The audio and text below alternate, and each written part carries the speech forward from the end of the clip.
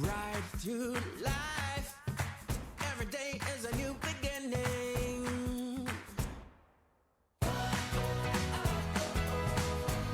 Every day is a new day,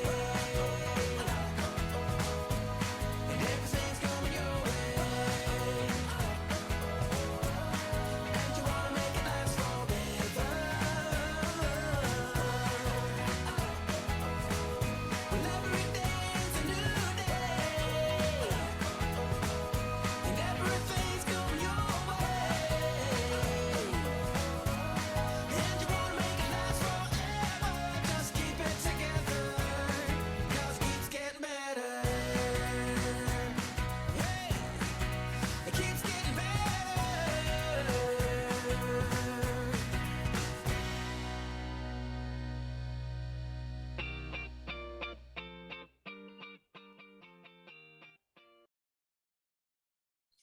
Hola, muy buenas tardes a todos, ¿cómo están? Bienvenidos.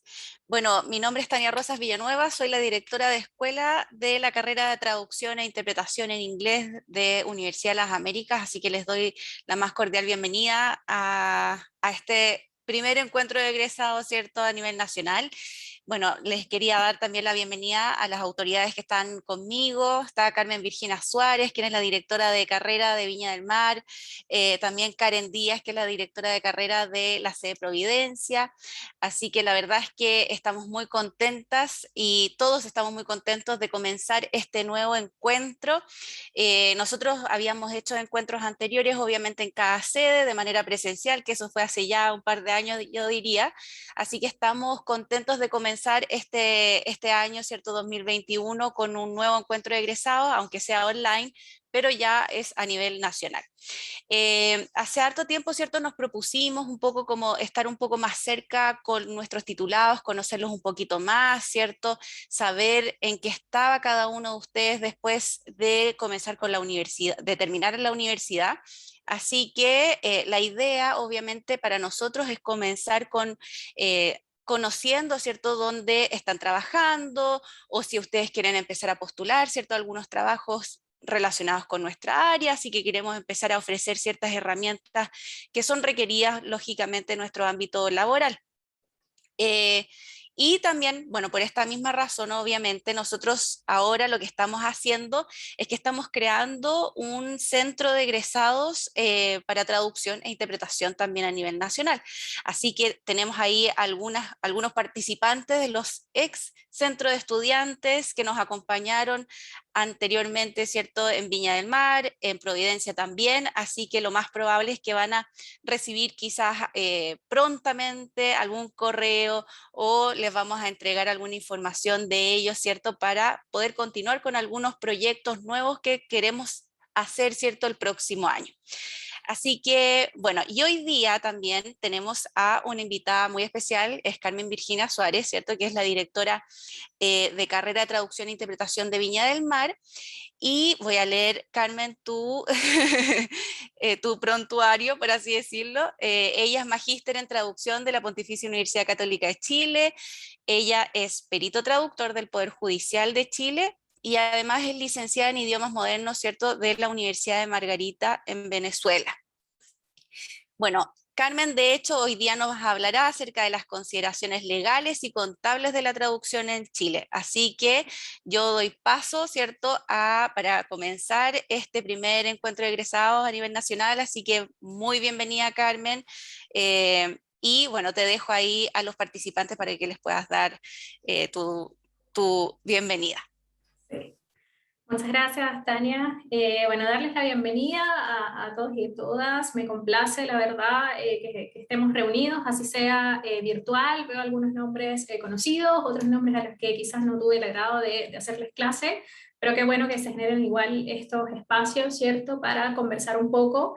Y también para compartir con ustedes cierta información que de igual modo es contingente y que está muy ligada a nuestra profesión y que realmente no se enmarca, ¿cierto?, quizás en ninguna asignatura específica dentro de la carrera, pero son preguntas que solemos hacernos como traductores profesionales, y digo solemos hacernos como traductores profesionales porque la verdad es que creo que todos nosotros en algún punto nos hemos hecho estas mismas preguntas, que quizás no quedaron resueltas durante nuestro paso por la vida universitaria, pero que sin duda son aspectos muy importantes para el desarrollo de la profesión, sobre todo el desarrollo de la profesión en Chile, y es un poco lo que yo les vengo a comentar el día de hoy en esta breve charla acerca de las consideraciones legales y contables de la práctica de la traducción en Chile, ¿ya?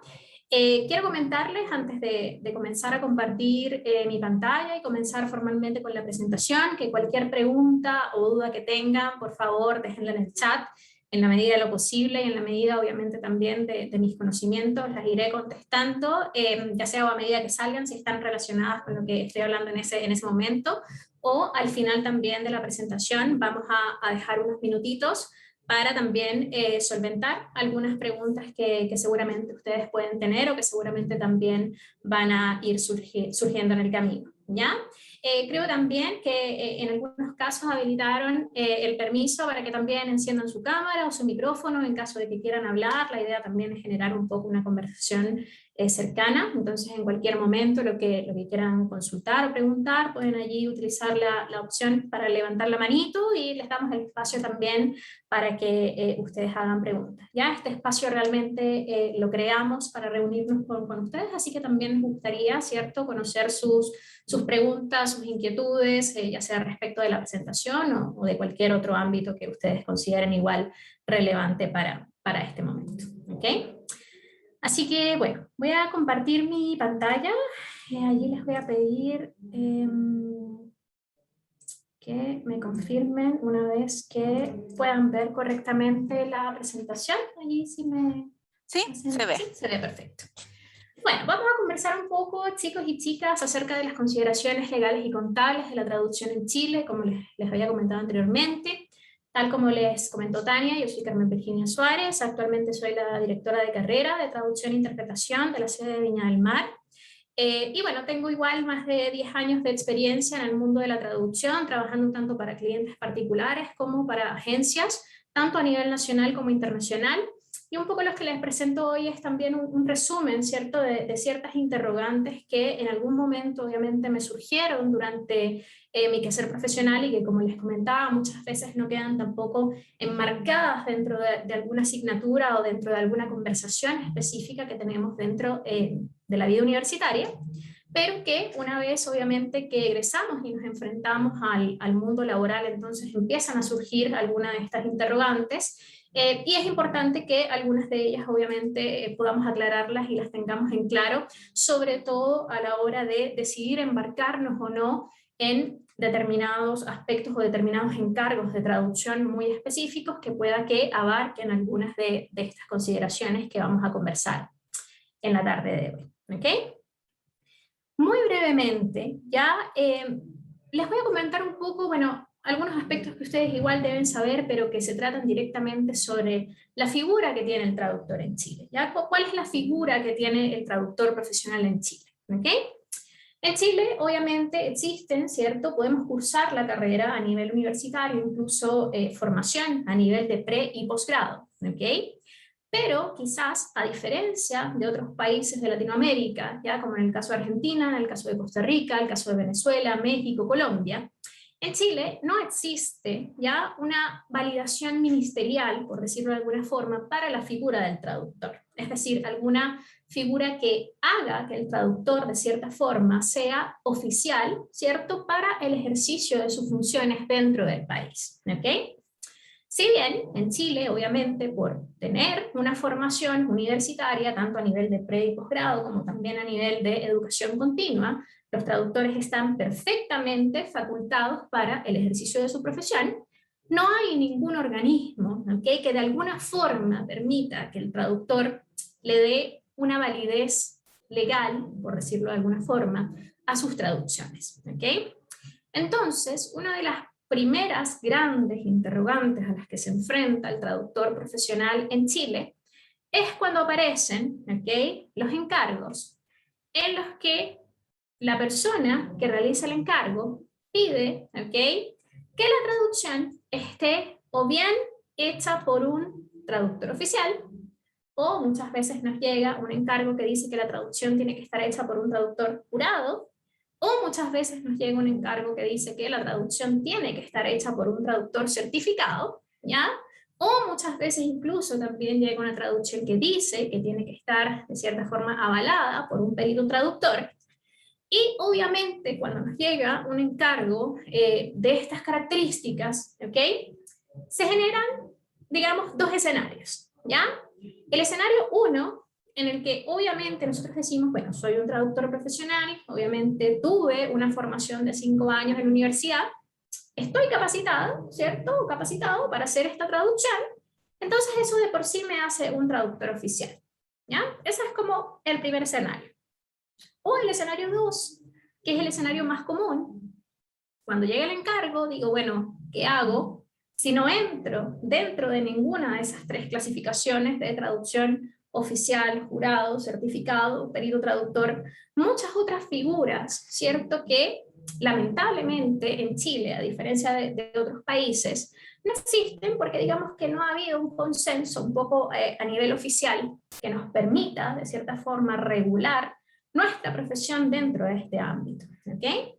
Entonces, ¿qué hacemos nosotros como traductores profesionales cuando entonces me llega un encargo que dice que tiene que estar hecho por alguna de estas figuras, ¿ok? Que finalmente en Chile no existen. ¿Ya? Entonces es súper complicado, porque el traductor se ve un poco en esa dicotomía de, pucha, estuve 5 años, ¿cierto?, en la universidad, pero finalmente no soy traductor oficial, pero finalmente me están pidiendo una traducción que tenga un carácter oficial. ¿Qué hago en esos casos? ¿Ok?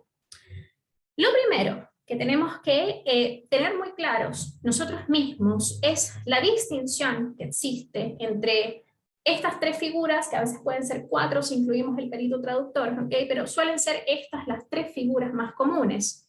Y tenemos que determinar qué significa o qué rol cumple el traductor cuando se enmarca dentro de alguna de estas figuras en otros países. ¿Okay?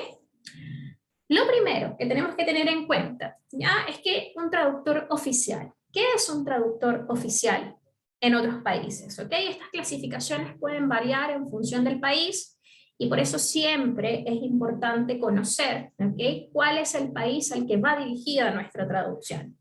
Porque si una persona, por ejemplo, necesita una traducción para los Estados Unidos y le están pidiendo un traductor oficial, ese traductor oficial o la definición o el concepto de traductor oficial se enmarca justamente dentro de lo que ese país considera que es o no un traductor oficial.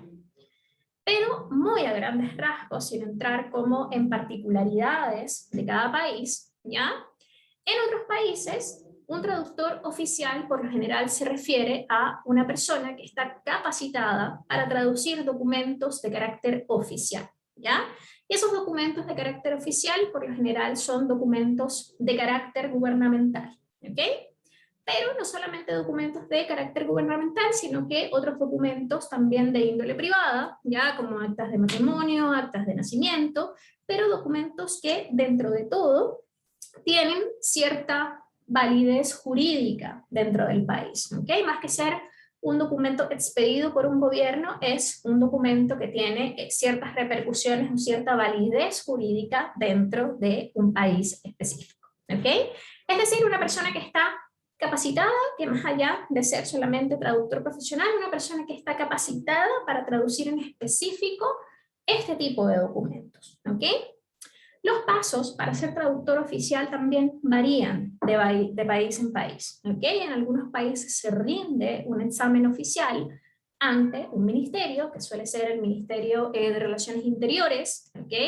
Se suele rendir entonces un examen, ¿ok?, de conocimientos específicos que le dan al traductor este carácter de traductor oficial, ¿ok? Que si ustedes se fijan y se han investigado, en Chile no existe tal figura, ¿ya? No existe ningún ministerio que permita que los traductores profesionales o que los profesionales con más de tantos años de experiencia en un rubro específico puedan entonces presentar algún tipo de examen de conocimientos particulares que le permitan entonces adquirir esta figura del traductor oficial. ¿Okay? Entonces, finalmente, si bien es una figura que existe perfectamente en otros países, pues no es una figura que existe actualmente en el país. Por otro lado, también existe la posibilidad, ¿ya?, de que me pidan una traducción hecha por un traductor jurado. ¿Ok? Entonces, vuelvo a la pregunta, ¿ya?, de qué es entonces un traductor jurado. ¿Podré hacer o no yo la traducción? ¿Soy traductor jurado o no? ¿Okay? Son muchas las interrogantes que aparecen cuando llegan estos encargos específicos.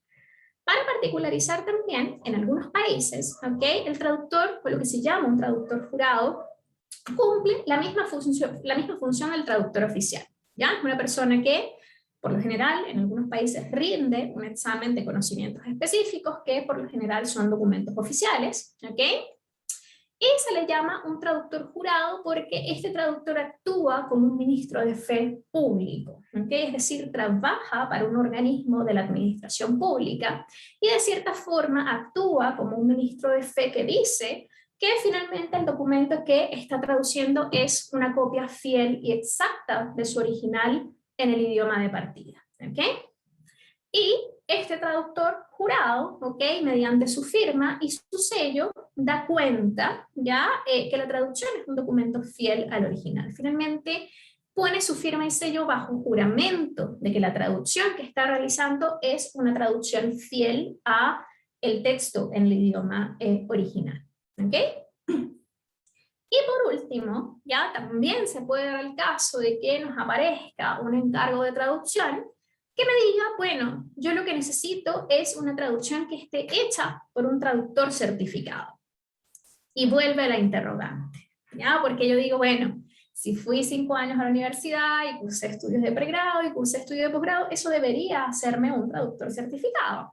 Y sí, por supuesto, si lo vemos desde esa perspectiva ya de la formación académica, de la formación formal, valga la redundancia, obviamente que somos traductores certificados, pero si seguramente nos guiamos por los parámetros de ese país de donde viene ese documento que amerita una traducción, es posible ya que no entremos dentro de esa clasificación del traductor certificado. ¿Ya? Entonces, por eso a veces a veces no, siempre es importante conocer cuál es el país de origen de ese documento y también cuál es el país de destino de ese documento. Porque si a mí una institución me está pidiendo, esto tiene que estar hecho por un traductor certificado, un traductor oficial, un traductor jurado, yo tengo que saber si soy capaz de cumplir de ciertas formas con esos requisitos que me exige ese organismo, ese país, ese ente al que va dirigida la traducción.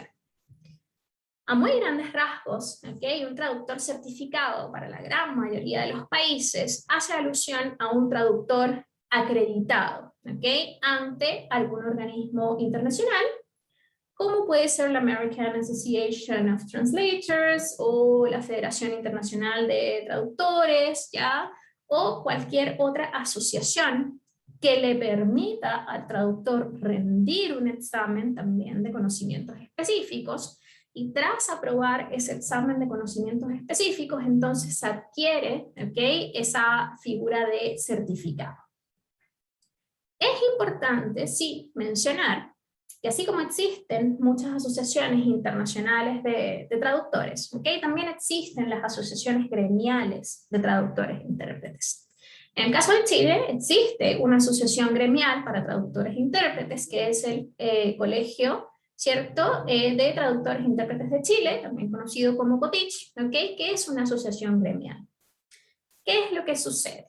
Que a efectos, ¿ok?, y si bien obviamente ser parte de una asociación gremial tiene muchos beneficios, para algunos países el simple hecho de ser parte de una asociación gremial no hace que el traductor en sí sea un traductor certificado.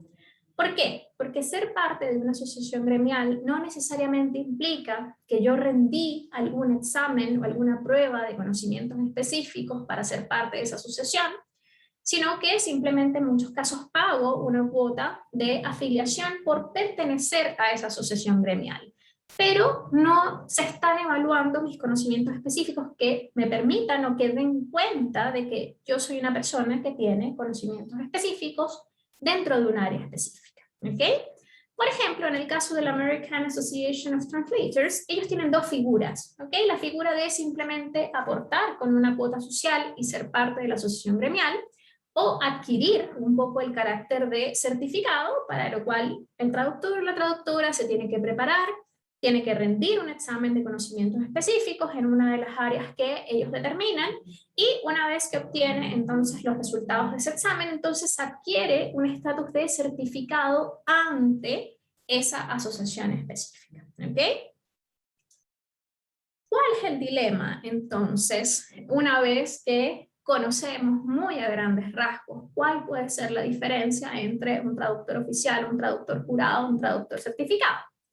El gran dilema que surge en estos casos es, ¿qué hago entonces? ¿Cierto? Cuando llega una persona y me dice, oye, ¿sabes qué, Carmen? Es que necesito una traducción oficial, o necesito una traducción certificada, o necesito una traducción jurada.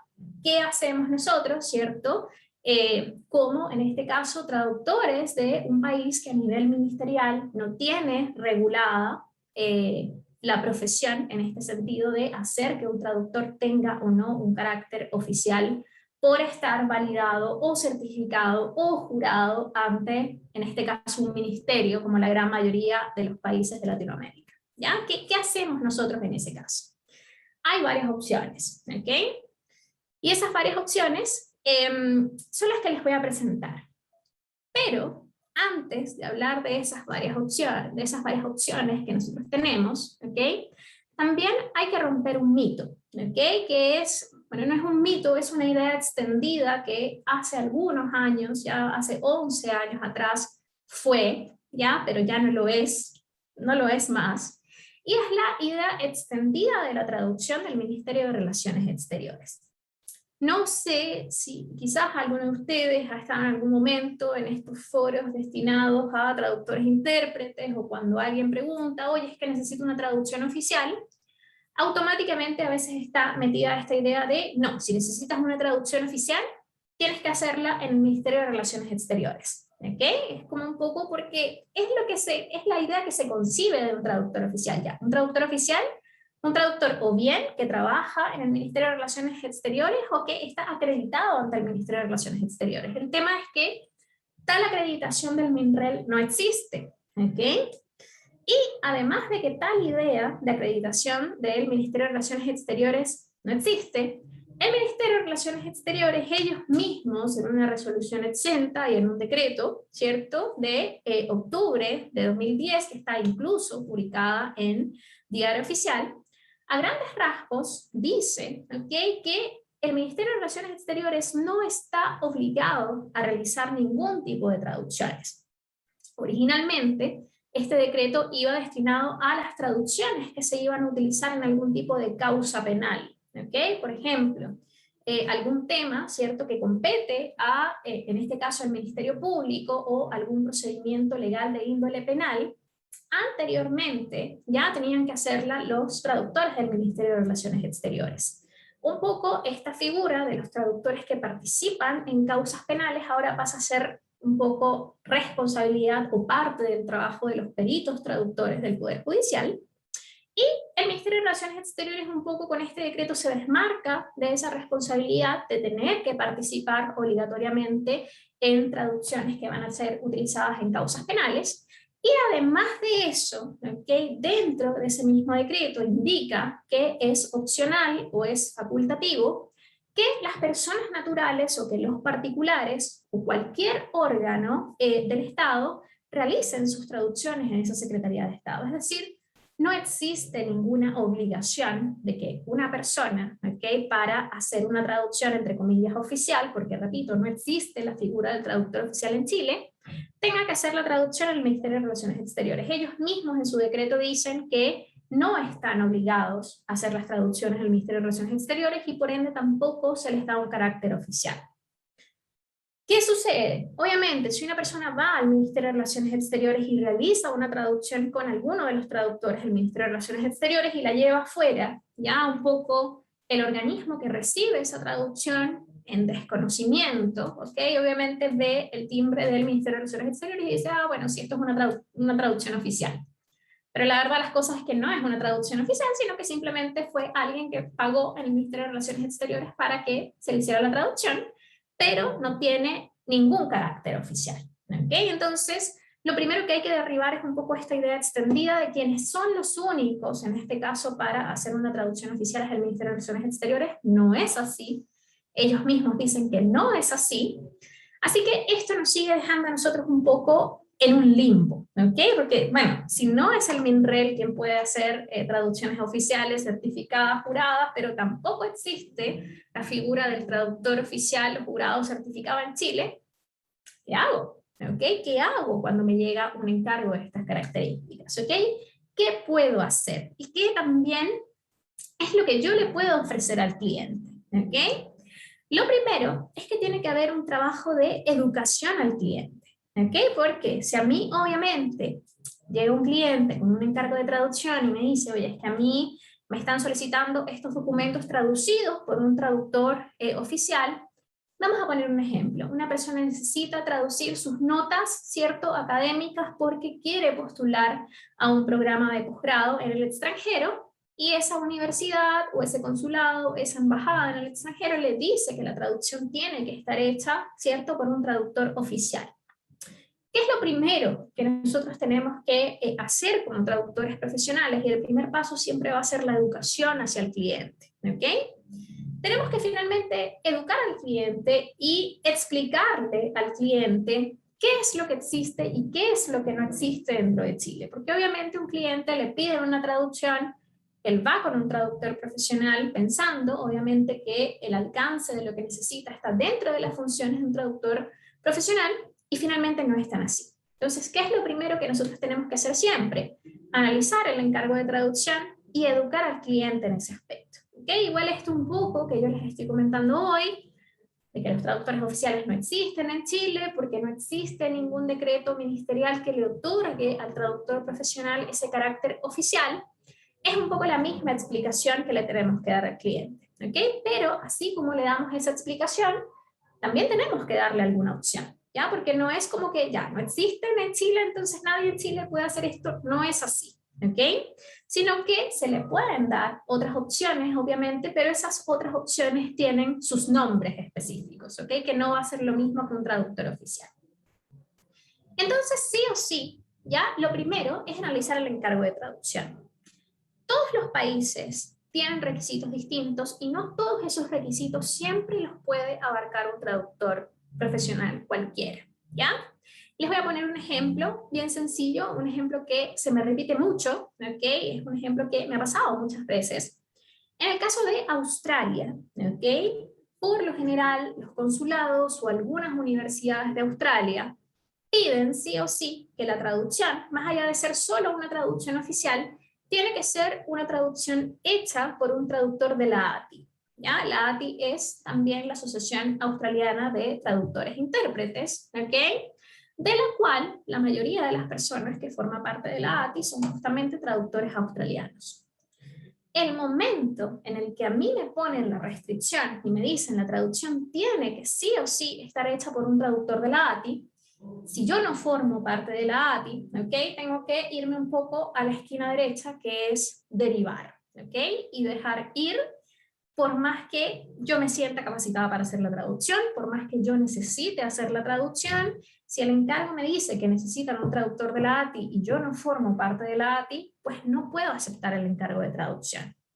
No importa que ustedes hagan la traducción perfecta, no importa que la traducción cumpla con su propósito específico, si no cumple ese requisito específico que dice que tiene que ser un traductor de la ATI, finalmente lo que logramos es que el cliente, primero, pierda dinero, ¿okay? Porque nos van a pagar por un trabajo que finalmente a ellos no les va a servir para el propósito para el que lo solicitaran. Y lo más grave, incluso por encima de perder dinero, es perder tiempo. ¿Okay? ¿Por qué? Porque muchas veces las personas que vienen con este requisito específico de necesito un traductor oficial legal certificado, son personas que tienen que hacer trámites con plazos muy acotados. ¿Okay? Entonces el momento en el que yo acepto un encargo de traducción, no para el que no esté cualificada, sino que no cumplo los requisitos específicos que me pide ese país, entonces hago que el cliente pierda tiempo y por ende, obviamente, esto genera una repercusión importante en el trámite que esa persona tenga que hacer. ¿Okay? Entonces, a veces también, por más que queramos abarcar, a veces no nos queda otra opción que derivar y decir, ya, si te están solicitando una traducción de un traductor de la ATI, del cual lamentablemente no formo parte, por más capacitada que esté para hacer la traducción, tengo que derivarte al sitio web oficial de la ATI para que puedas utilizar un traductor que esté en ese listado específico. ¿Okay?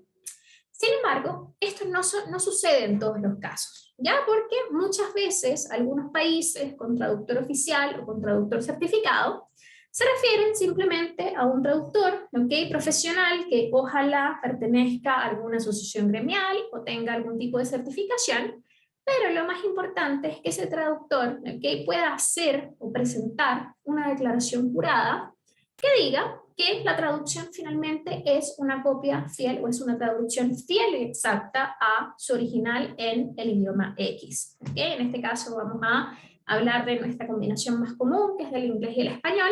Entonces, muchas veces, incluso para los trámites que están destinados a los Estados Unidos, a veces basta con presentar esta declaración jurada. ¿Qué indica esta declaración jurada? Una declaración en la que ustedes mencionan su nombre, su número de identificación, puede ser el número de cédula ya, o número de pasaporte, indican obviamente en el idioma al que va dirigida la traducción, si es un organismo angloparlante, pues en inglés, ¿ok? Indican que ustedes son profesionales competentes para el ejercicio de la profesión, ya cualquier afiliación o certificación adicional que ustedes pudieran tener si forman parte del Colegio de Traductores e Intérpretes, member of the Chilean Association of Translators and Interpreters, ya, o cualquier otra asociación a la que ustedes pertenezcan, ya, y cualquier certificación adicional que le permita a la persona que recibe la traducción corroborar que finalmente ustedes cuentan con las competencias necesarias para traspasar ese mensaje de forma correcta de un idioma a otro, ¿ya?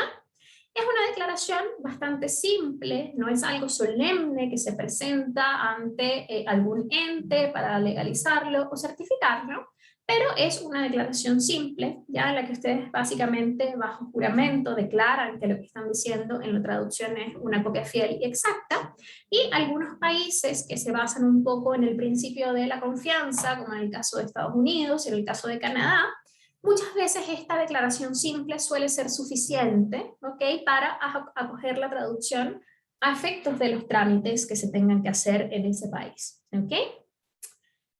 Hay otra idea muy extendida, que es la idea de legalizar la traducción ante notario, ¿ok? Pero ¿qué es lo que pasa? Muchas veces dicen, ya, tú solamente haces la traducción, la firmas y vas y la presentas en el notario, ¿ya? ¿Qué es lo que pasa?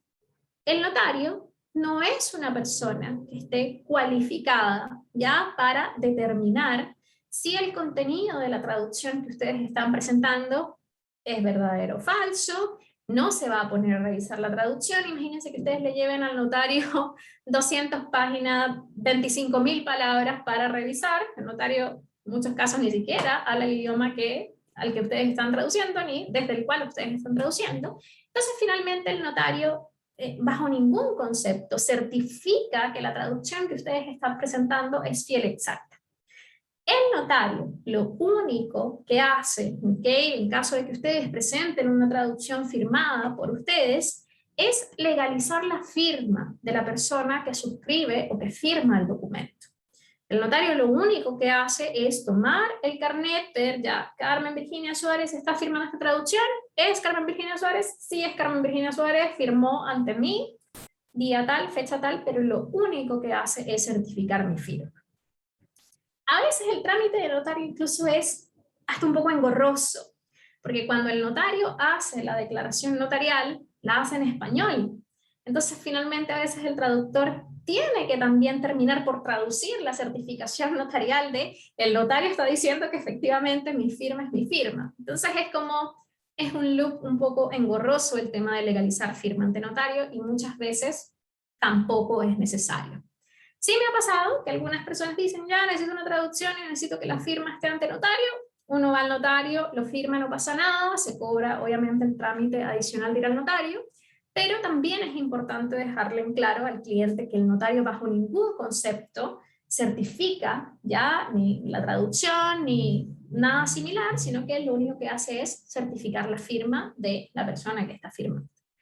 Entonces, en la gran mayoría de los casos, ¿okay? Una vez que uno obviamente le explica al cliente esta figura inexistente ya del traductor en Chile, digamos a nivel oficial, y una vez que se conocen precisamente cuáles son los requisitos del ente o del organismo que está solicitando la traducción, la gran mayoría de las veces entonces basta con presentar, ¿cierto?, una declaración jurada en la que ustedes indiquen sus datos, digan que son competentes en ese idioma, y eso suele ser suficiente entonces para darle un poco ese nivel de certificación, oficialidad o legalidad que muchas veces requieren las traducciones en el extranjero.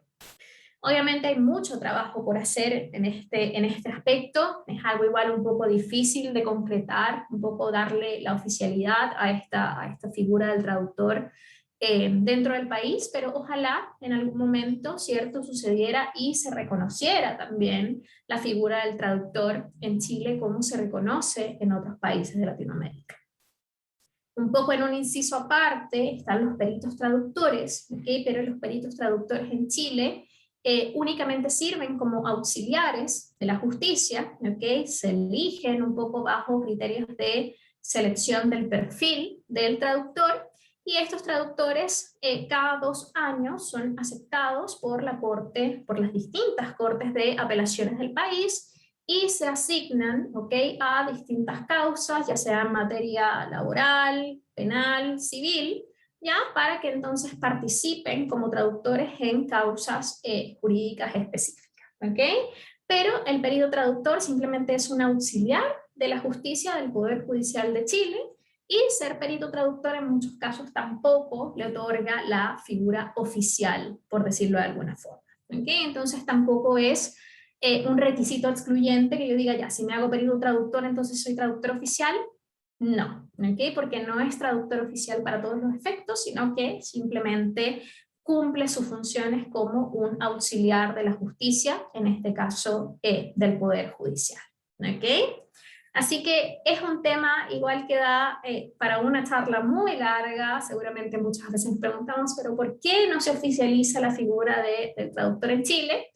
Pero bueno, es un tema que obviamente requiere legislar, que requiere algunas reformas, que requiere que se incluya la figura del traductor dentro de alguna ley, y es algo obviamente que no es tan sencillo de hacer, al menos no en el corto plazo, ¿okay? Pero lo que sí me gustaría dejar en claro es que el hecho de que no exista la figura en Chile no nos inhabilita en un 100% de hacer traducciones que tengan un poco este carácter oficial que requieren algunos países, y que nos permita entonces a nosotros aceptar ciertos encargos que de otra forma no podríamos hacer. ¿Okay? Entonces eso es un poco lo más importante que considero que debemos conocer acerca de estos aspectos o estas consideraciones legales que la figura del traductor tiene en Chile. ¿Okay? Eso por la parte de la legalidad del traductor. ¿Okay? Otro tema del que me gustaría hablar, o que traigo para hablar muy brevemente hoy, es acerca de algunas consideraciones contables de la práctica traductora en Chile, a la que muchas veces seguramente también se han enfrentado algunos de ustedes, y si no se han enfrentado todavía, seguramente en algún momento se van a enfrentar algunas de ellas. Y como mencionaba, son cuestiones que muchas veces no nos dicen, muchas veces no nos explican, porque no se enmarcan en realidad dentro de alguna parte específica de un programa educativo, pero tenemos que conocerlas obviamente para el correcto desempeño o ejercicio profesional dentro del país. ¿Okay? Vamos a hablar entonces sobre algunas de estas consideraciones contables, y lo primero en lo que hay que hacer hincapié es en algo que seguramente la gran mayoría de ustedes conocen, ¿ok? Que es la figura del traductor, ¿ok? A nivel laboral, ¿ya? En Chile y en el mundo en realidad, ¿ya? ¿Cuál es la figura, ¿ya?, que tiene el traductor a nivel laboral, ¿ya? Se divide ciertamente en 2 grandes figuras. La primera, la figura del traductor dependiente, que es aquel traductor que trabaja en alguna agencia o que trabaja como traductor interno en alguna empresa, como traductor de planta, ¿ya? Y digamos que esa figura dependiente, entre comillas, es un poco la más sencilla en el sentido de que, al menos en Chile, cuando se es un trabajador dependiente, obviamente es la empresa quien se encarga de hacer muchos de los procesos que quizás para un profesional independiente son más engorrosos de hacer, ¿ok? Por ejemplo, el pago de las previsiones, de salud, obviamente cuando se es dependiente hay otros ciertos beneficios que no tiene el trabajador independiente, ¿ok? Pero la verdad de las cosas, o la realidad en general, y no solamente en Chile, sino a nivel mundial, es que la gran mayoría de los traductores ejerce de forma independiente, ¿ok? ¿Qué significa ejercer de forma independiente? Que no tienen ninguna relación contractual formal, ¿ya? Con alguna empresa o con alguna agencia. Y este traductor independiente, ¿ok? Va a trabajar, obviamente, con distintos tipos de clientes particulares. Y esos clientes particulares pueden ser empresas, ya que buscan un traductor externo para hacer algún trabajo de traducción. Puede ser algún cliente particular, que es este cliente particular que viene y me dice, oye, ¿sabes qué? Necesito traducir mis notas para el extranjero, ¿ya? O, en la gran mayoría de los casos, ¿ok? Es el traductor que de forma externa trabaja para agencias de traducción. ¿Y por qué es importante un poco integrarse dentro del mundo de las agencias de traducción como independientes? Porque las agencias de traducción obviamente manejan volúmenes muy grandes de trabajo, que obviamente un traductor independiente con una cartera, digamos, un poco más nueva o más reducida de clientes particulares, es un trabajo que va a necesitar, obviamente, para poder vivir, ¿okay?, de la traducción, sobre todo durante los primeros años que todavía estamos haciendo nuestra cartera de clientes particulares, estamos tratando, ¿cierto?, de captar ciertos clientes específicos o ciertas empresas que puedan trabajar siempre con nosotros o que nos prefieran a nosotros como traductores. Finalmente, el grueso, ¿okay?, del trabajo de un traductor independiente suele provenir de agencias muy grandes de traducción que tienen mucho tiempo en el rubro y que obviamente manejan volúmenes de trabajo mucho mayores de lo que en realidad puede manejar un traductor independiente que recién se está desarrollando en la profesión.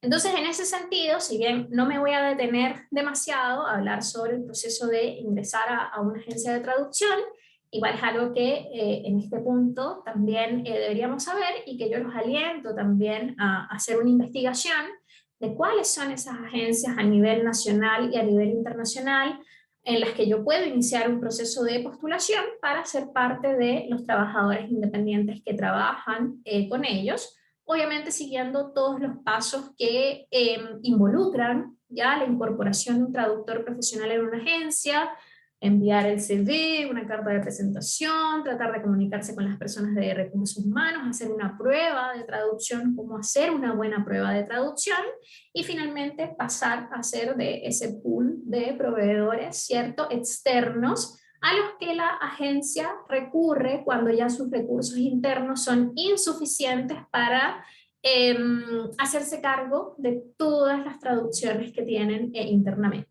¿Ya? No me voy a detener mucho en eso porque no es, digamos, el centro de esta charla, pero obviamente después en otro momento nos podemos reunir a conversar un poco más acerca de los procesos de incorporación en agencias. Pero volviendo un poco al tema, ya el trabajador independiente o el traductor independiente es ese que justamente desarrolla su profesión, tanto para clientes particulares como para agencias nacionales o internacionales. ¿Ok? Importante, y algo en lo que sí me gustaría hacer mucho hincapié, ¿okay?, es que en Chile hay dos figuras, bueno, hay varias figuras, pero hay como dos figuras que de cierta forma a veces pueden, digamos, confundirse un poco entre ellas, ¿ya? La primera es la figura del traductor independiente o del profesional independiente, del profesional autónomo, y la otra del profesional informal, ya que muchas veces tienden a confundirse los conceptos entre independiente e informal y realmente no son lo mismo y no tienen ninguna relación. entre ellos, ¿ok? Una persona o un trabajador, ¿ok? Formal es aquel trabajador que justamente siendo independiente realiza la emisión de las boletas de honorarios ante el Servicio de Impuestos Internos. ¿Por qué? Porque la emisión de boletas de honorarios es lo que me permite finalmente a mí registrar ante el fisco que yo estoy ejerciendo una actividad, ya sea profesional o que sea comercial, pero que la estoy ejerciendo, primero de manera lícita, ¿ok? Y segundo, que también la estoy ejerciendo a un nivel, digamos, constante, ¿ok? Es importante que cualquier trabajador, o en este caso muy específico, que cualquier traductor independiente en Chile, ya sea que trabaje para agencias nacionales o que trabaje para agencias internacionales, se encargue primero de iniciar actividades ante el Servicio de Impuestos Internos, que paréntesis, mañana y pasado mañana la Dirección de Egresados también está haciendo algunas charlas que van un poco sobre estos aspectos más generales de cómo inicio actividades en el Servicio de Impuestos Internos, cómo me registro en la página del SI, ¿ok? Pero es importante entonces que el trabajador o que el traductor independiente, para formalizar su condición de traductor independiente, inicie actividades ante el Servicio de Impuestos Internos y que emita boletas de honorarios, ¿ok? Que les permitan de cierta forma formalizar su figura de trabajador. De lo contrario, si yo soy traductora, ¿ya? Y me llega un encargo de traducción, esa persona me paga y yo ese pago no lo registro en ninguna parte, ni en el Servicio de Impuestos Internos, ni en ningún otro sistema, digamos, fiscal, por decirlo de alguna forma, entonces la figura de ese trabajador pasa a ser informal, ¿ya? ¿Y cuáles son las ventajas, ok, de que nosotros como trabajadores independientes, porque recuerdo, la traducción en sí misma es una profesión donde se ejerce mucho de forma independiente en cualquier lugar del mundo. Entonces es importante, ya que nosotros como trabajadores que ejercemos primariamente el ejercicio independiente de la profesión, podamos formalizar nuestra condición de trabajadores, ¿ok?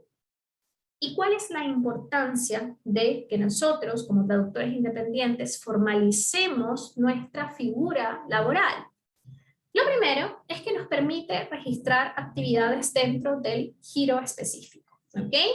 ¿Cuáles son los giros? Si ustedes entran en la página del Servicio de Impuestos Internos, aparecen todos los giros o todas las actividades, ¿cierto?, que se pueden desarrollar y que se pueden también formalizar a través de las boletas de horarios. Y en el caso de los traductores e intérpretes hay un giro específico, que lo voy a mencionar en unas diapositivas más, que es el giro particular de actividades profesionales de traducción e interpretación, que nos permite a nosotros la boleta de honorario justamente aportar actividades comerciales a ese giro específico, ¿ok?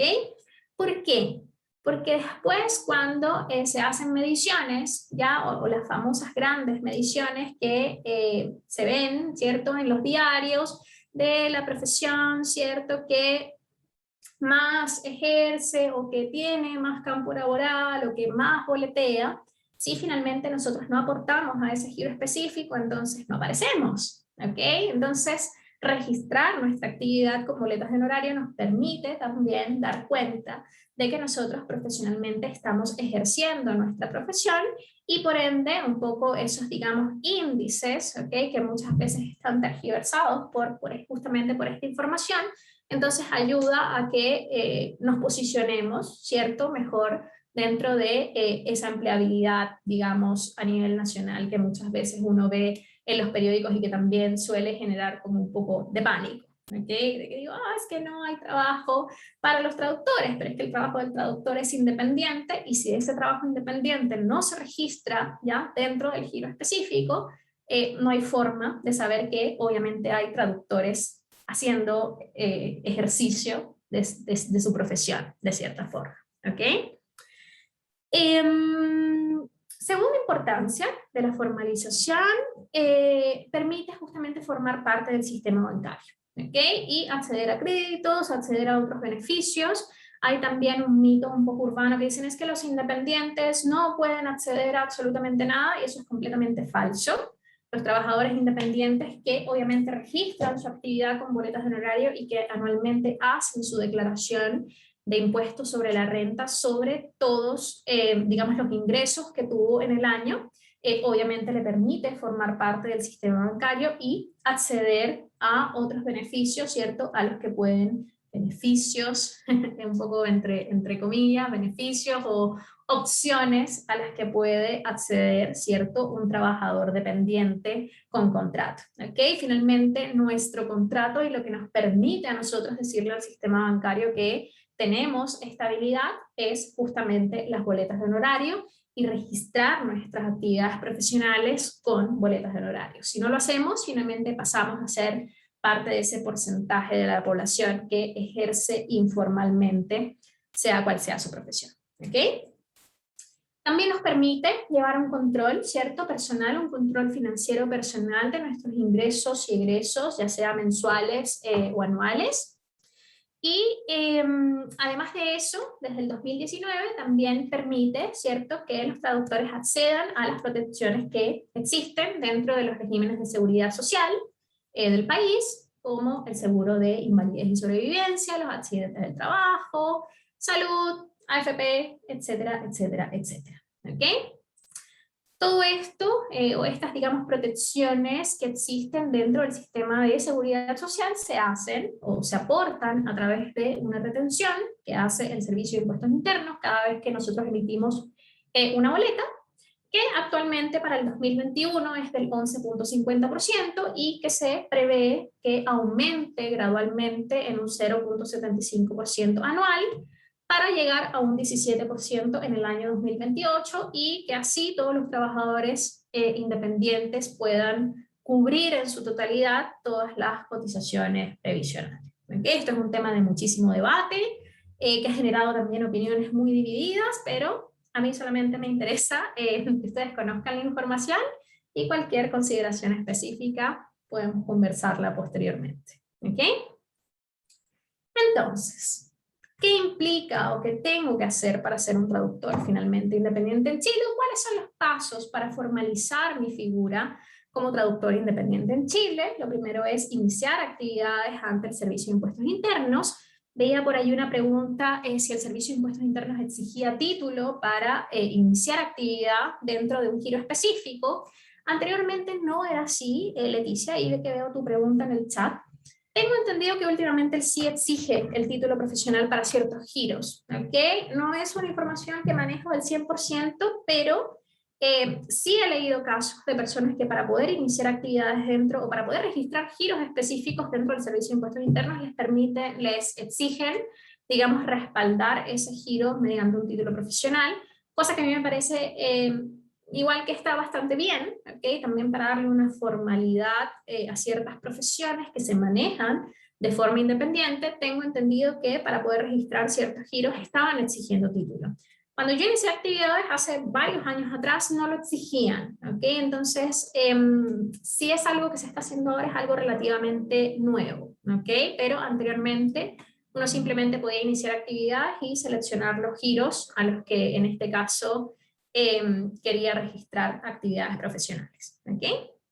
Lo segundo es la selección del giro y posteriormente lo que sería la emisión de la boleta de honorario y además de la emisión de la boleta de honorario, los pagos previsionales mensuales. ¿Okay?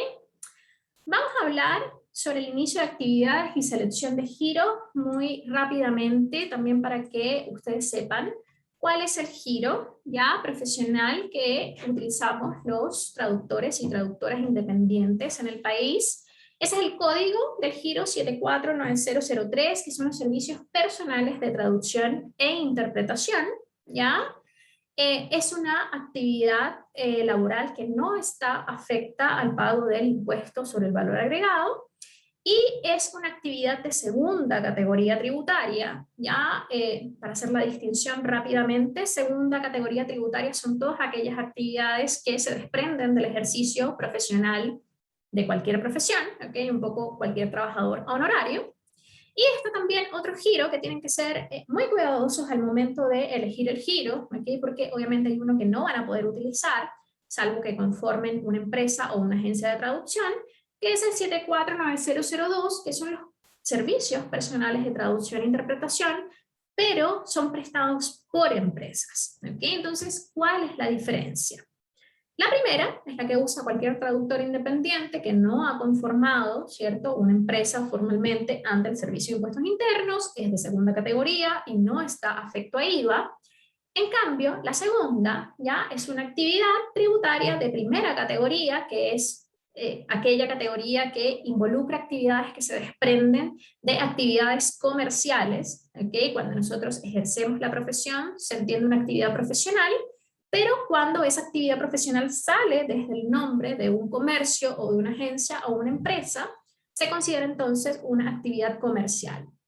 ¿Cuál es la diferencia? Que la segunda sí afecta, ¿cierto?, a el pago de impuestos sobre el valor agregado, y obviamente para poder ejercer, digamos, de esa forma, para poder constituir una empresa o una agencia, obviamente hay que asesorarse, ¿okay? A nivel tributario y de todas las implicancias que tiene a nivel fiscal conformar una agencia o una empresa de traducción. ¿Okay? Entonces, por lo general, el giro que siempre utilizamos para nuestro quehacer profesional como traductores independientes son los servicios personales de traducción e interpretación, que es el giro que termina justamente en 003. ¿Okay? Además de eso, una vez que obviamente iniciamos actividades en el servicio de impuestos internos y queremos emitir boletas de honorarios, hay varias figuras para la emisión de boletas de honorarios. ¿Okay? Y esto, digamos, es quizás la parte que más puede complicar a muchos traductores que recién empiezan. ¿Okay?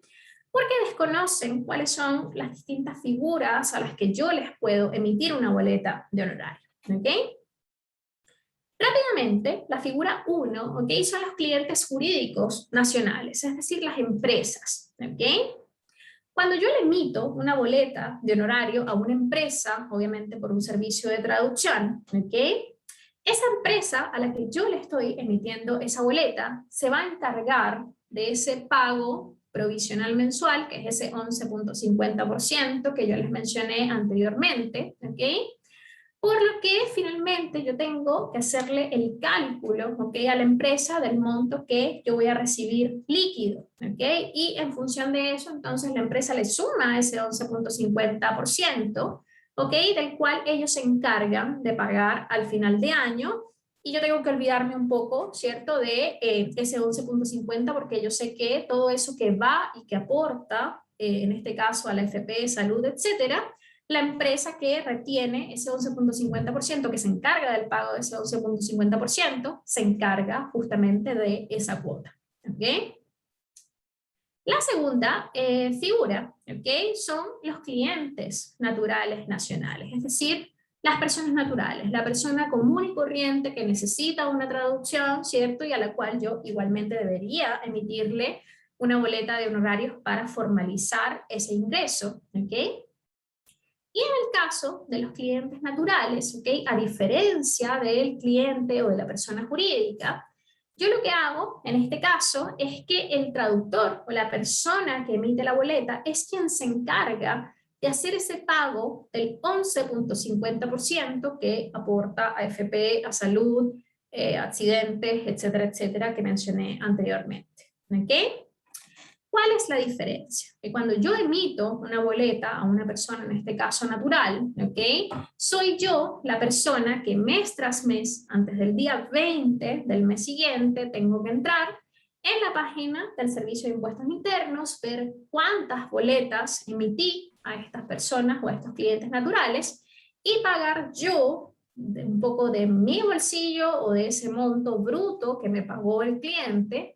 Tengo que entonces pagar ese 11.50% al Servicio de Impuestos Internos.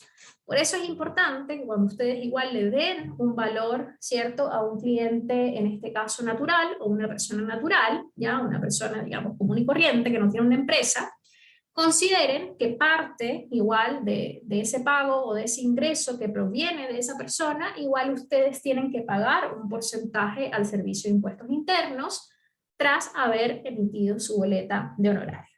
¿Ok?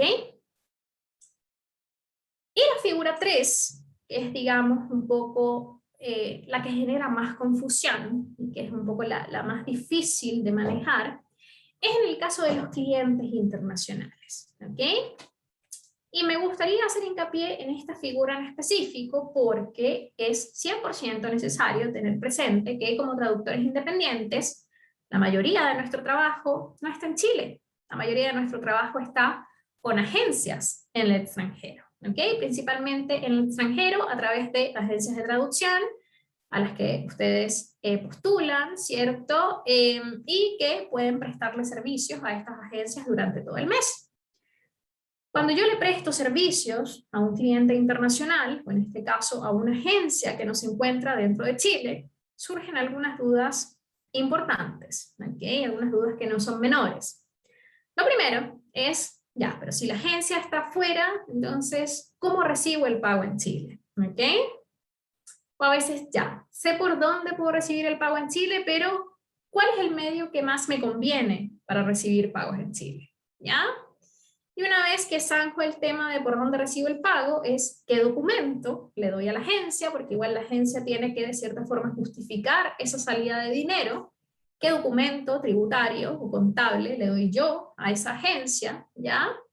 Y cómo emito la boleta, ¿ok? Una vez que yo registro entonces que ese dinero entra a mi cuenta en Chile, ¿cómo emito yo una boleta de honorarios? ¿Ok? Son preguntas interrogantes importantes que a veces pasamos por alto, digo, simplemente no lo boleteo, listo, un poco lo mismo, pero entonces ese ingreso no se registra, y si no se registra es como que si yo no tuve ese ingreso en todo el año, ¿ya? Entonces por eso es importante darse la vuelta y de cierta forma registrar, ¿ok? Que ese ingreso llegó efectivamente a nosotros, pero ¿cómo lo registro? ¿Ok? Lo primero, rápidamente, ¿dónde recibo los pagos? Hay infinidades de, digamos, de formas para recibir pagos del extranjero. Las que yo comento acá son un poco las más comunes y también son como las que más utilizan las agencias de traducción a nivel internacional. La primera de ellas es PayPal, que es súper, hiper, mega reconocido.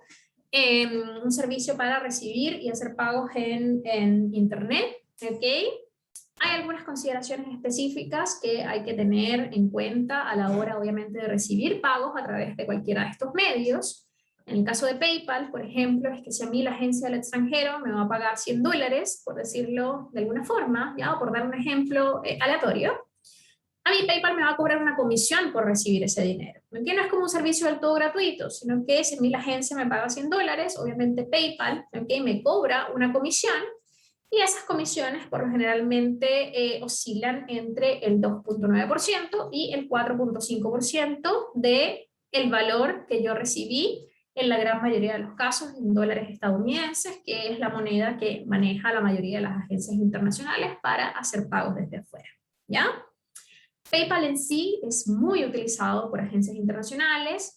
En Chile, igual una vez que ese dinero yo lo tengo en PayPal, se puede hacer el traspaso a pesos chilenos o el retiro a pesos chilenos a través de distintas plataformas que pueden ser Match o Multicaja o muchas otras plataformas que sirven para transformar esos dólares en los que la agencia me paga a, en este caso, pesos chilenos y traspasarlo a mi cuenta bancaria.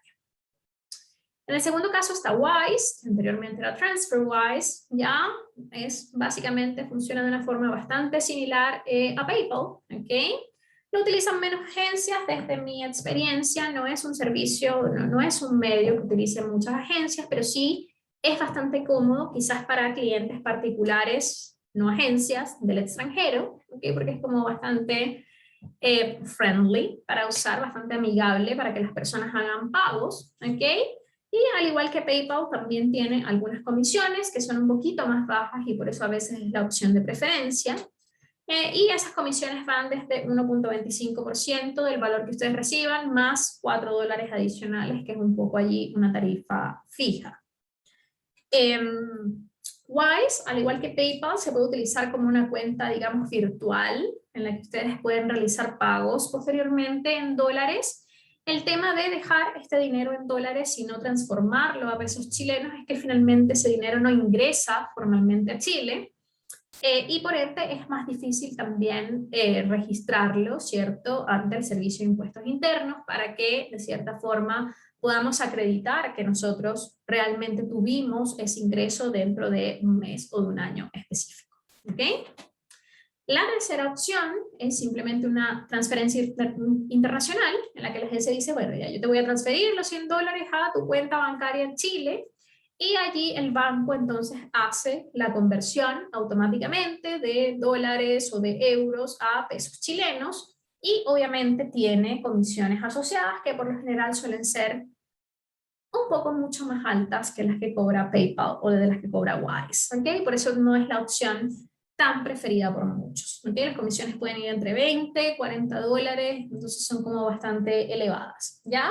Y sumado a ello, puede que la persona también que envía el dinero tenga que pagar una comisión y se la suelen descontar al traductor, entonces entre suma y resta es como bastante menos lo que se le quita al traductor y lo que finalmente recibe en su cuenta bancaria. ¿Ok? Entonces, entre formas de recibir pagos hay muchas. La que convenga o no convenga hay que realizarlo un poco en función de las necesidades particulares de cada quien y también de las opciones que ofrecen las agencias de traducción, pero digamos que estas son como las tres opciones más utilizadas y entre las que suelen debatirse la mayoría. Hay algunas agencias que de plano dicen no utilizamos PayPal, no utilizamos Wise, solo hacemos la transferencia a las cuentas bancarias, entonces allí hay que tener un poco estos aspectos en consideración también para saber cuál es el ingreso finalmente que nosotros vamos a recibir. ¿Ok? Punto importante, ¿ya? ¿Qué documento tributario le doy yo a una agencia o un cliente extranjero que finalmente no cuenta con un registro único tributario en Chile, es decir, que no tiene RUT? ¿Ok? ¿Qué documento le doy yo a una agencia que la agencia me pide finalmente, oye, tienes que enviarme una factura o una boleta para yo poder acreditar que te estoy pagando este dinero? Pero si ustedes se fijan en la página del SI, cuando uno ingresa los datos de las personas a las que se le está emitiendo la boleta, nos vamos a dar cuenta de que la única posibilidad es tener un registro único tributario. ¿Okay? Entonces, una agencia en el extranjero que no pertenece a Chile, obviamente no va a tener un RUT. ¿Qué hago yo entonces como traductora en el caso de que yo tenga que emitirle un documento a una persona que no tiene un registro único tributario en Chile? ¿Ok? Primer punto importante, boletas de honorarios solo tienen validez en Chile. ¿Ok? Para emitirlas se emiten solamente en pesos chilenos. Para emitirle una boleta a alguien sí o sí, ustedes tienen que tener el RUT de esa persona, o de lo contrario no le van a poder emitir la boleta. ¿Ok? Pero por otra parte, también es importante considerar que la mayoría de las agencias no realiza los pagos en pesos chilenos, entonces no le pueden emitir una boleta en pesos chilenos, sino que tienen, ¿cierto? Ellos tienen que hacer sus pagos en dólares u otras divisas, entonces es necesario que nosotros como traductores podamos emitirles un documento que a ellos les permita respaldar de cierta forma ese egreso de dinero, ¿ok? No puede hacerse a través de una boleta del Servicio de Impuestos Internos, ¿ya? ¿Qué hago yo entonces si no le puedo emitir una boleta del Servicio de Impuestos Internos a un cliente? Entonces tengo que utilizar un formato un poco artesanal, ¿ok? Porque ustedes pueden buscar en internet, entrar en internet y conseguirse un formato de lo que se llama un Proforma Invoice. ¿Ya? ¿Qué es un Proforma Invoice? Es simplemente como una factura un poco preliminar que ustedes le dan a la agencia, que no tiene ninguna validez tributaria en Chile, ¿ok? Sino que simplemente es un documento en el que ustedes incluyen sus datos, su correo, de hecho es un poco un formato como el que les estoy mostrando en la pantalla, y con ese documento ya la agencia puede acreditar en este caso que Carmen Suárez le prestó un servicio de traducción, ¿ok? Pero este documento solo es válido para que la agencia me pague. Esto no tiene ninguna validez tributaria en Chile, no me permite registrar ningún ingreso ante el Servicio de Impuestos Internos, esto solamente es el documento que yo le puedo dar a un cliente o a una agencia internacional a cambio, ¿cierto? O para recibir el pago del servicio que yo le estoy ofreciendo, ¿ok? Entonces yo le emito esta Proforma Invoice a la agencia o al cliente extranjero, y el cliente extranjero me paga, ya en dólares. Yo esos dólares lo convierto a pesos chilenos, pero si esto no tiene ninguna validez tributaria, ¿cómo le digo yo, cierto, al Servicio de Impuestos Internos que yo efectivamente sí recibí ese ingreso en pesos chilenos? ¿Ya? ¿Cómo hago esa conversión de un documento que no tiene una validez tributaria en Chile para decirle al sí, oye, ¿sabes qué? Yo sí recibí este dinero por un trabajo que hice en el extranjero, pero lo recibí en Chile. ¿Cómo yo puedo acreditar eso? ¿Ok? ¿Cómo emito esa boleta?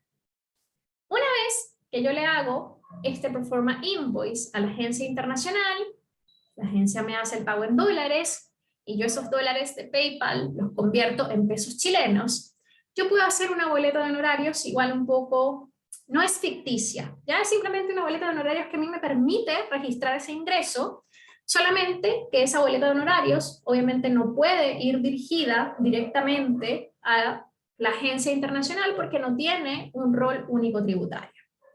¿Cómo lo hago yo en ese caso? Él sí tiene, y esto es algo 100% legal, ¿ok? Él sí tiene algo que se llama un root comodín, ¿ok? El root comodín es un root que no está asociado a ninguna persona, que no está asociado a ninguna empresa, y que permite que los trabajadores independientes que reciben sus ingresos desde afuera y que los registran de cierta forma en pesos chilenos, puedan entonces acreditar ese ingreso en Chile a través de una boleta de honorarios, y esa boleta de honorarios se hace con un root comodín, que es justamente ese que está ahí en la pantalla, 44.444.446-0, si ustedes lo ponen, no va a pertenecer a nadie, pero es 100% legal. Y en el resto de la boleta, entonces yo la relleno, ¿cierto? Con los datos de la persona o de la agencia de afuera. Obviamente hay campos que no voy a poder modificar. Es decir, sí o sí me va a quedar que esta agencia que está en Costa Rica, región metropolitana de Ñuñoa, no hay forma en la que yo lo pueda cambiar, ¿ok?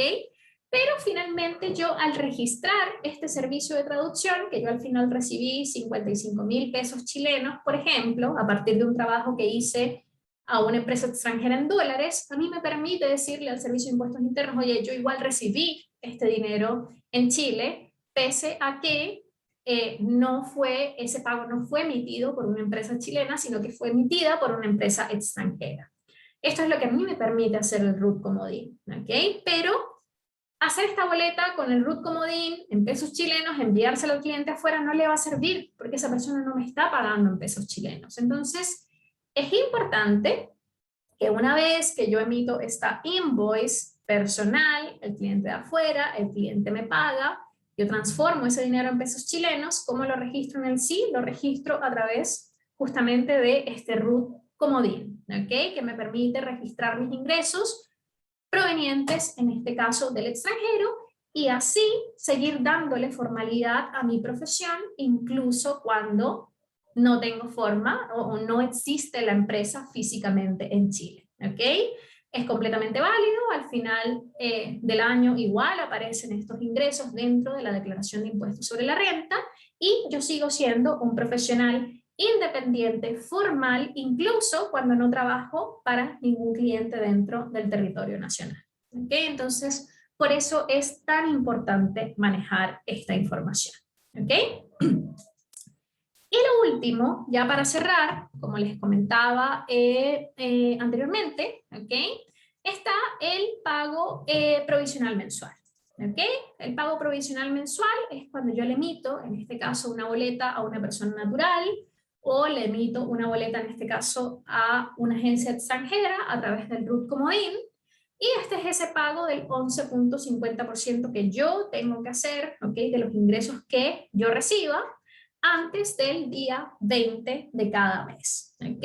En el caso de las personas jurídicas no es tan importante hacer, o sea, no se tiene que hacer esto porque la empresa es quien se encarga de hacer ese pago, ¿ok?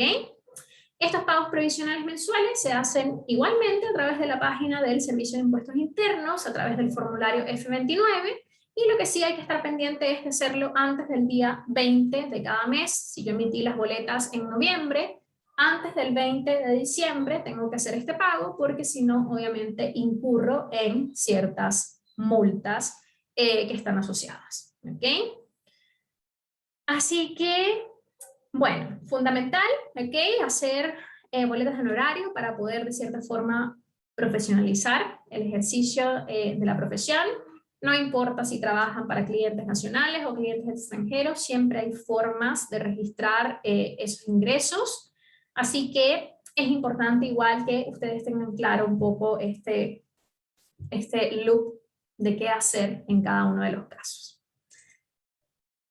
Bueno, muchas gracias. Yo sé que es muchísima información, que da para mucho más y que da para muchas dudas, pero tenemos el tiempo un poquito agotado. De todas formas, si hay alguna pregunta o alguna duda las podemos resolver, o posteriormente si me quieren escribir a mi correo, conversar un poco más del tema, completamente bienvenidos. ¿Ok?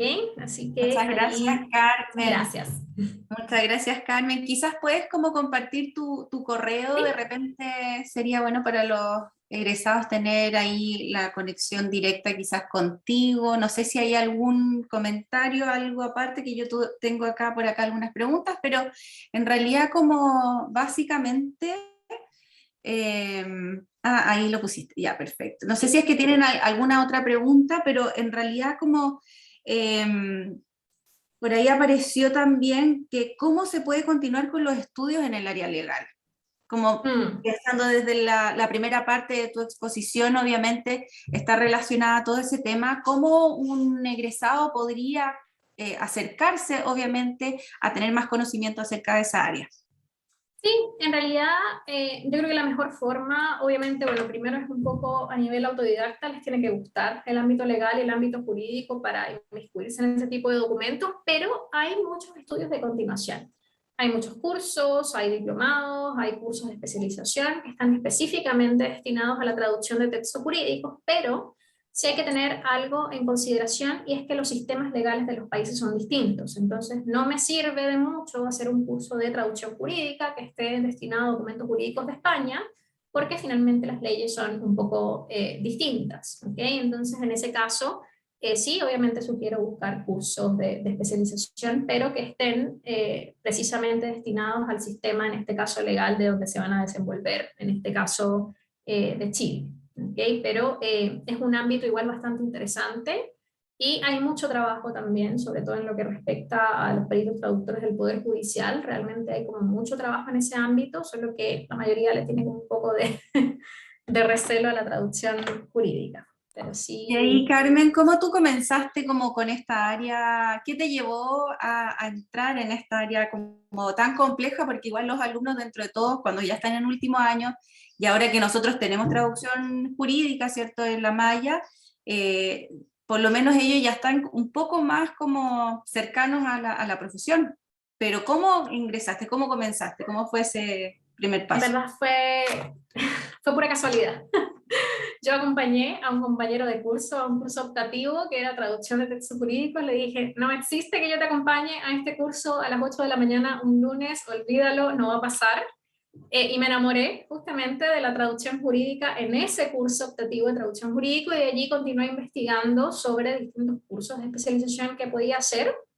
E hice un curso de especialización, en este caso lo hice en Venezuela hace ya varios años, que era justamente un curso de 2 años, era casi un programa de magíster, pero con título de curso de especialización de traducción jurídica, dividida entre los 3 ámbitos: traducción civil, mercantil y penal. Y después de eso presenté el examen también ante el Ministerio en Venezuela para hacerme traductor oficial, o lo que se llama intérprete público en Venezuela, que sí está oficializada la figura. Y ya desde allí un poco, desde que vivo en Chile hace 8 años, ha sido un poco también autodidacta de conocer cómo funciona el sistema jurídico en Chile, pero obviamente con una base ya teórica de cómo funciona este tipo de textos, y que igual es una base teórica importante, que uno no simplemente se puede aventurar a traducir textos jurídicos como si nada, sino que hay que tener igual una base teórica de los fundamentos legales que esto implica. Pero lo mejor para mí en este caso, obviamente, además del interés, es hacer cursos de especialización que estén directamente relacionados con el área jurídica y sobre todo del país en el que uno planea desenvolverse. Un poco allí lo importante. Sí, yo creo que una de las cosas quizás bien interesantes es dónde buscar, qué hacer, salgo, dónde busco. Creo que ese es como el primer paso del egresado que no sabe cómo cómo enfrentarse a toda esta área que más encima es compleja, no es fácil de entrar ni buscar. ¿Qué recomendaciones quizás podrías tú entregarles a ellos como para quizás comenzar en este nuevo, en este nuevo rumbo? Bueno, en general, lo bueno del trabajo en agencias es que es un trabajo muy colaborativo donde uno siempre está sujeto a escrutinio de otras personas y que digamos uno no se aventura solo en primera instancia. Siempre va a haber alguien que va a estar revisando tus traducciones, siempre hay alguien que va a estar dándote feedback. Entonces, para mí, un buen punto de partida para el traductor independiente es justamente animarse quizás a trabajar en una agencia de traducción, ya sea de forma interna o externa. Obviamente hay que hacer una investigación, hay que investigar cuáles son las agencias que están en Chile, cuáles son las agencias que están en el extranjero, a cuál de ellas podría servirle mi perfil. No tener miedo de decir que no tengo experiencia, por lo general las agencias aprovechan mucho el hecho de que las personas no tienen tanta experiencia un poco para moldearlos a sus estructuras de trabajo, cosa que no está mal, una vez que uno sale uno se desprende de esas estructuras, pero es súper bueno cuando uno está comenzando. Pero es hacer una investigación muy exhaustiva de cuáles son las agencias, las que están en Chile, las que están en el extranjero, y hacer un trabajo de postulación igual un poco de hormiga. Ya una de las cosas, digamos, que más frustra a muchos profesionales de la traducción cuando salen es quizás es que envié CV a 3 sitios y nadie me pescó. Pero es que el mundo o el universo donde uno puede postular es infinito. Entonces, de esa infinidad de postulaciones que uno realiza, alguien obviamente te va a tener en cuenta, pero no basta con simplemente, tiré 3 CV por ahí y ya con eso me pescaron. No es así, porque igual lo he dicho y lo digo también en mis clases, la competencia igual es grande en el mundo de la traducción, pero así como la competencia es grande, el mundo laboral es gigante, porque no se acota únicamente a Chile, sino que es un espectro mucho más grande que Chile. Entonces hay que hacer igual un trabajo de investigación bien, bien minucioso, bien paciente, y postular, postular, postular, postular. Hay agencias a las que yo postulé hace 4 años y recién 5 años después me escriben, así como, uy, es que tenía tu CV por allí. Entonces es un poco un trabajo también de paciencia, pero una vez que obviamente uno se da a conocer y tiene también un ritmo y sabe cómo trabajan las agencias, es mucho más fácil incorporarse a agencias nuevas. Entonces, la clave también es la paciencia y el trabajo muy en detalle de postular una y otra vez, hacerse una lista, ya postulé a esta, postulé a esta, postulé a esta y esperar, porque no es algo tan inmediato quizás como en otras profesiones y lo que tiende a veces un poco también a generar frustración, pero no se desanimen porque trabajo hay mucho, solamente hay que ser bien detallista a la hora de buscar. Sí, eso es muy real y yo creo que pasa mucho en distintas áreas de la profesión, o sea, no solamente en el área legal, yo creo que en todas las áreas es difícil entrar, por lo mismo hay que tener paciencia, darle tiempo al tiempo, pero sin cansarse hay que continuar, entregar los CV, ¿cierto? Tratar de entrar a las agencias, ¿cierto? Y si no es agencia, tratar de ser independiente, entonces hay distintas áreas que uno puede como fortalecer con el tiempo. Y por último, Carmen, yo te quería preguntar acerca de, ¿qué crees, cómo ves tú si en algún minuto finalmente se va a poder hacer, quizás vamos a poder tener una firma legal en algún minuto en Es Chile, que es como difícil. porque es la gran pregunta que tenemos todos, ¿cierto? Que finalmente quizás el colegio, con los profesionales, podamos ver esa y empujar quizás esa, porque somos uno de los pocos países, ¿cierto? Alrededor que, bueno, todos tienen casi firmas y timbres, etcétera, ¿cierto? Y nosotros ahí estamos un poco al deber.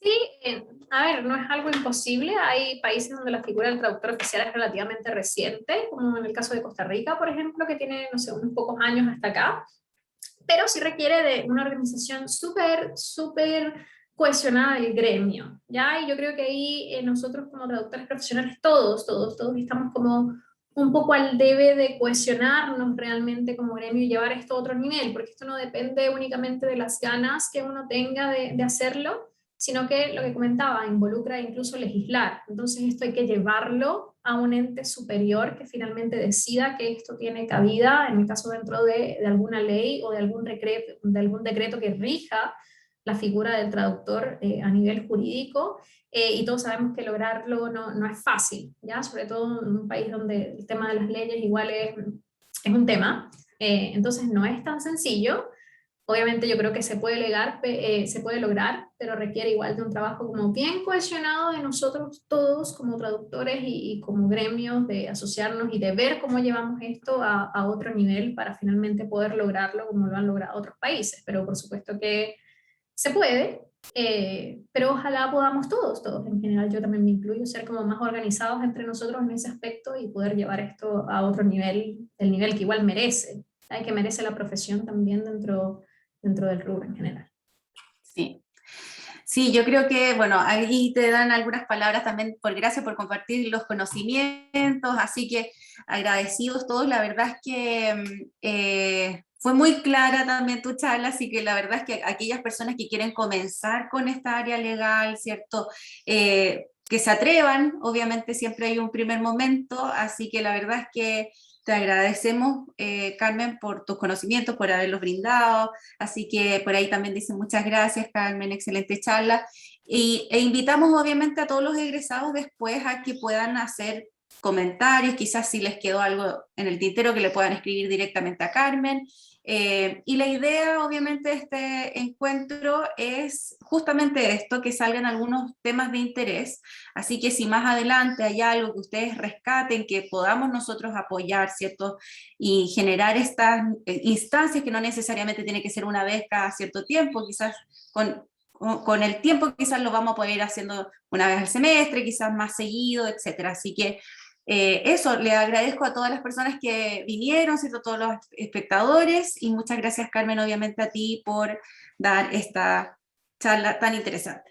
No, muchas gracias a ustedes. Y bueno, ahí está mi correo. Lo que les comentaba, sé que hay muchos temas que dan para sentarnos quizás a conversar o conectarnos a conversar en alguna oportunidad con los egresados que tengan interés sobre algún tema específico. No hay problema en que siempre estemos en contacto y que podamos resolver cualquier duda que sé que va surgiendo allí a medida que nos vamos desempeñando como profesionales. Así que súper feliz también de haber compartido. Muchas gracias, Carmen. Entonces nos veremos en una próxima oportunidad. Bueno, les agradezco a todos por estar el día de hoy y esperamos, ¿cierto?, volver a tener esta nueva instancia, bueno, esta instancia que se repita. ¿Ya? Muchas gracias a todos, gracias por todo. Nos vemos.